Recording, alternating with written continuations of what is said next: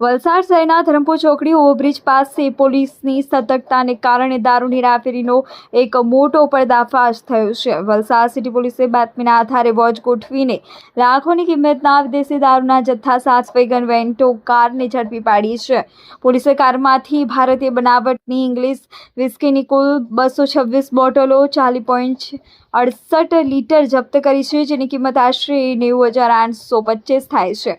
3 લાખ કિંમતની Volkswagen Vento car number GG01 KG 4024 અને 2 mobile phone સહિત કુલ 4,825નો મુદ્દામાલ કબજે કરવામાં આવ્યો છે. પોલીસે ઇમરાન ઇકબાલભાઈ વેલીમ રહે રાજકોટ, દીપકભાઈ મુકેશભાઈ નિમાવત રહે રાજકોટની ધરપકડ કરી હતી. પોલીસ તપાસમાં બહાર આવ્યું છે કે આ બંને આરોપીઓ સંઘ પ્રદેશ દમણ ખાતે આવેલી અલગ અલગ વાઇન શોપમાંથી છૂટક દારૂનો જથ્થો ખરીદીને કારમાં ભરી રહ્યા હતા. તેઓ આ જથ્થો રાજકોટ ખાતે વેચાણ માટે લઈ જવાની ફિરાકમાં હતા.